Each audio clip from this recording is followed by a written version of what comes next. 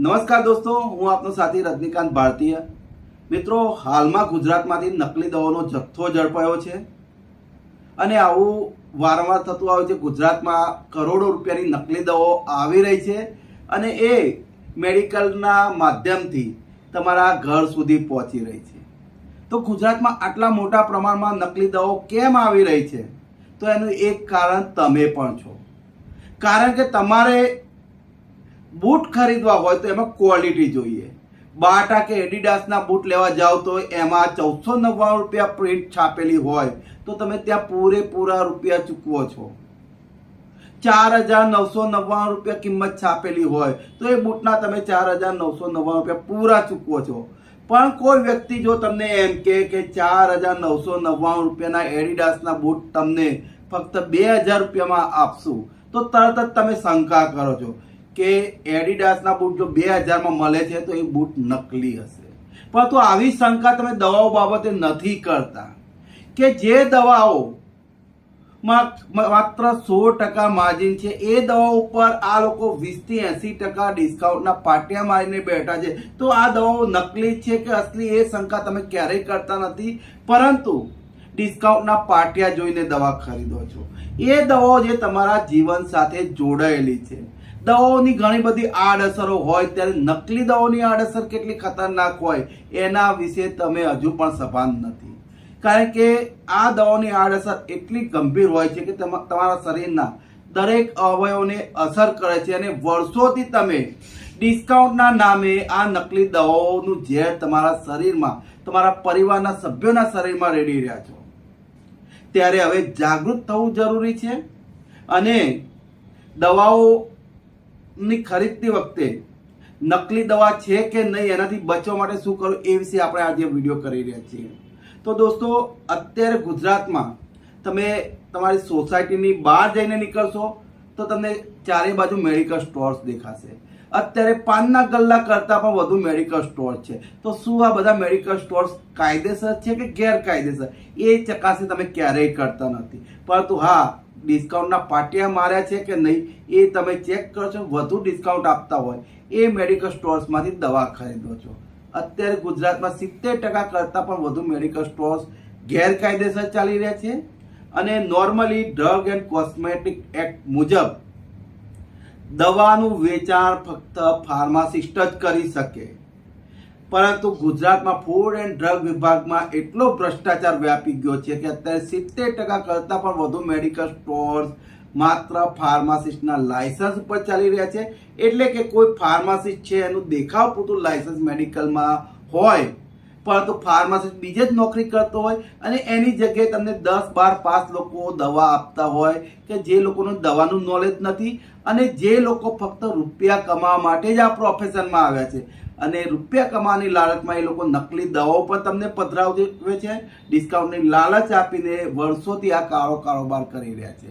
અને હદ તો ત્યારે થાય છે કે હવે ભંગારના વેપારીઓ કે જે ભંગારનો વેપાર કરે છે એમાં એમને મળતર નથી તો એ લોકો ફાર્માસિસ્ટના લાયસન્સ લાવીને મેડિકલ સ્ટોર્સ ખોલીને બેસી ગયા છે. તો તમને પાછો એક સવાલ છે કે તમે જો દવા ખરીદવા જાઓ તો તમે કોઈ ભંગારના વેપારી પાસેથી દવા ખરીદવાનું પસંદ કરશો?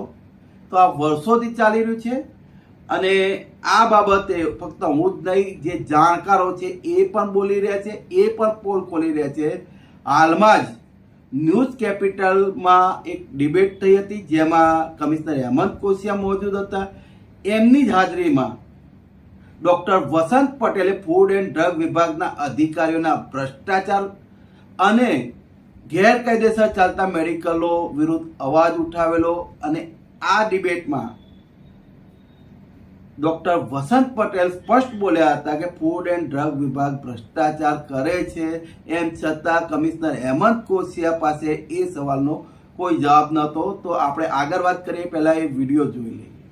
આપની પાસેથી એ સમજવું છે કે આ આખા કૌભાંડની અંદર શું ડોક્ટર્સની પણ સંડોવણી હોઈ શકે? શું ડોક્ટર્સ પણ જાણતા હોઈ શકે કે આ પ્રમાણે ડુપ્લિકેટ દવાઓ માર્કેટમાં છે અને એનાથી દર્દીઓએ કેવી રીતે બચવું જોઈએ, ગ્રાહકોએ કેવી રીતે બચવું જોઈએ? સર, ડુપ્લિકેટ દવાઓ વિશેની જાણકારી ડોક્ટર્સ કરતા અમારા સાથી મિત્રો છે બે મહાશય એ એક સિક્કાની બે બાજુ છે. એક બાજુ લાયસન્સ ઇસ્યુઇંગ ઓથોરિટી છે અને બીજી બાજુ લાયસન્સ લેવા વાળા છે, ફાર્માસિસ્ટ છે, અને બીજી બાજુ લાયસન્સ આપવા વાળા ડ્રગ કમિશનર છે. હવે ગુજરાતમાં આ બંને જાણે જ છે કે કેટલા મેડિકલ સ્ટોરમાં લાયસન્સ વાળા ફાર્માસિસ્ટ પોતે હાજર રહીને દવા વેચે છે. આ બંને મારો સવાલ છે. અને બંને આમાં કેટલો હપ્તો લેવાય છે, કેટલી રોકડી થાય છે, બંનેને ખબર છે અને છેક સુધી પહોંચે છે આ વસ્તુ. એટલે આ જે ફાર્માસિસ્ટ વગરના મેડિકલ સ્ટોર જેટલા પણ ચાલે છે એને બંધ કરવાની તજવીજ આ કોશિયા સાહેબ અને જસવંતભાઈ શું વિચારી રહ્યા છે? પહેલો પ્રશ્ન મારો આ છે. આ જે ડુપ્લિકેટ દવાઓનો દીકતો ધંધો જે ગરીબ લેબર ક્લાસ અને એવા વિસ્તાર જે સ્લમ એરિયા છે આવા બધામાં ચાલતા મેડિકલ સ્ટોર કે જ્યાં ફાર્માસિસ્ટ હાજર જ નથી હોતા, આવી જગ્યાએ આ ધંધો મેક્સિમમ થતો હોય અને આ પકડાય ત્યાં સુધી કેટલા લોકોએ આવી દવાઓ ખાઈ લીધી. આવી દવાની ગેરકાયદેસર હાટડીઓ બંધ કરવા માટે અને તમારા સુધી નકલી દવા પહોંચતી અટકાવવા માટે અમે વર્ષોથી મહેનત કરી રહ્યા છીએ. ત્યારે હવે તમારે પણ સાથ આપવાની જરૂર છે. ગુજરાતની 6.5 કરોડ જનતાએ જાગૃત થવાની જરૂર છે અને આવા જે ગેરકાયદેસર મેડિકલ સ્ટોર્સ ચાલી રહ્યા છે એમાંથી દવા ખરીદવાનું બંધ કરશો એટલે આવી જે હાટડીઓ છે એ આપોઆપ બંધ થઈ જશે. બાકી જે સિસ્ટમ છે, જે ભ્રષ્ટાચારથી ચાલી રહી છે, એ સિસ્ટમ આવા મેડિકલ સ્ટોર વિરુદ્ધ ક્યારેય કાર્યવાહી નહીં કરે. ત્યારે ગુજરાતની 6.5 કરોડ જનતાનો સાથ માંગુ છું અને એ એટલા માટે કે તમારા જ પરિવારને આ નકલી દવાઓથી નુકસાન થઈ શકે છે અને આ જે મેડિકલ સ્ટોર્સની હાટડીઓ ચાલી રહી છે એમને તમારા પરિવારની ચિંતા નથી, એમને પોતાના ઘર ભરવામાં જ રસ છે. ત્યારે નકલી દવાઓના સેવનથી પોતાના પરિવારને બચાવવા માટે અમુક સૂચનો છે જેનો તમે અમલ કરશો એવી આશા રાખું. દોસ્તો, નકલી દવાની ઓળખ કરવી ખૂબ જ મુશ્કેલ છે. ખુદ હેમંત કોશિયા પણ કહી ચૂક્યા છે કે અસલી અને નકલીનો તફાવત કરવો ખૂબ જ મુશ્કેલ છે અને એ લેબોરેટરીમાં ટેસ્ટિંગ બાદ જ ખબર પડે કે આ દવા અસલી છે કે નકલી. ત્યારે સામાન્ય જનતા અસલી અને નકલીનો ભેદ કરે એ ખૂબ જ મુશ્કેલ છે. પરંતુ તમે જો જાગૃતિ રાખો તો તમારા પરિવારને નકલી દવાઓથી બચાવી શકશો અને નકલી દવાઓના સેવનથી બચવા માટે અમારા જે સૂચનો છે ફક્ત એનો અમલ કરો. તો નકલી દવાઓના સેવનથી તમારા પરિવારને બચાવવા માટે આટલું કરો. લોભામણી જાહેરાતો અને ડિસ્કાઉન્ટની લાલચ આપનાર મેડિકલ સ્ટોર્સમાંથી દવા ખરીદવાનું હંમેશ માટે બંધ કરી દો. મેડિકલ સ્ટોર્સમાંથી રજિસ્ટર્ડ ફાર્માસિસ્ટ પાસેથી દવા ખરીદવાનો તમારો જે અધિકાર છે એનો ઉપયોગ અવશ્ય કરો. કોઈ પણ મેડિકલ સ્ટોર્સમાંથી દવા ખરીદતા પહેલા ફાર્માસિસ્ટ કોણ છે આ સવાલ અચૂક કરો. ઘણા કિસ્સામાં એવું થાય કે 10-12 પાસ તમને એમ કહીને ભેરવી દે કે હું જ ફાર્માસિસ્ટ છું. તો આવા સંજોગોમાં તમને દવા આપનાર ફાર્માસિસ્ટ છે કે નહીં એ ચકાસવા માટે ફાર્માસિસ્ટના ફોટાવાળું સર્ટી અવશ્ય ચેક કરો.